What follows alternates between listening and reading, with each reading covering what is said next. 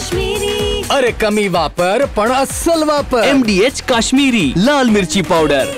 MDH. अतिशय दुर्दैवी घटना आहे आणि भारताच्या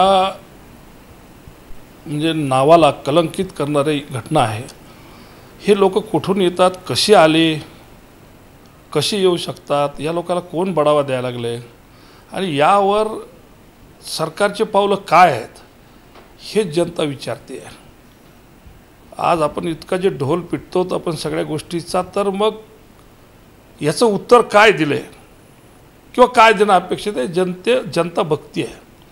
त्यामुळे मी आपल्या माध्यमातून माननीय पंतप्रधान याच्यावर काय पावलं उचलायला लागलेत, काय नाही करायला लागलेत, हे आपल्यामार्फत मी सुद्धा, जसं तुम्ही मला विचारता तसं मी सुद्धा पंतप्रधान साहेबांना विचारू इच्छितो की जे काही कारवाई त्यांनी आता जे सुरू केल्यात ते काय पुरेशा नाही आहेत.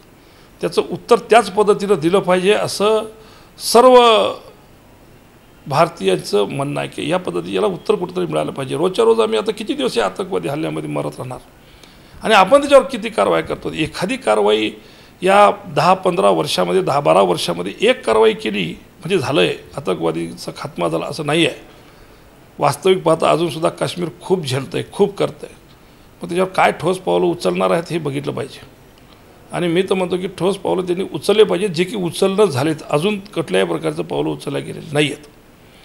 या आतंकवाद्याचा कोणीही समर्थन करणार नाही. प्रत्येक भारतीय नागरिक असणारा माणूस याची निंदाच करेल आणि त्याचं उत्तरसुद्धा त्याच पद्धतीनं मागेल की ज्या पद्धतीनं यांनी काही केलं तर आपलेसुद्धा लोक आज सर्वसामान्य माणूस जर मी तर म्हणतो की जर सरकारला जर माणसं कमी पडत असतील तर खूप सारे लोक महाराष्ट्रातले लोक तयार आहेत.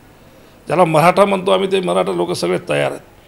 त्यांनी सांगितलं पाहिजे याच्यापेक्षा जितके आमचे गेलेत त्याच्यापेक्षा 10 पटीने त्यांचे गेले पाहिजेत.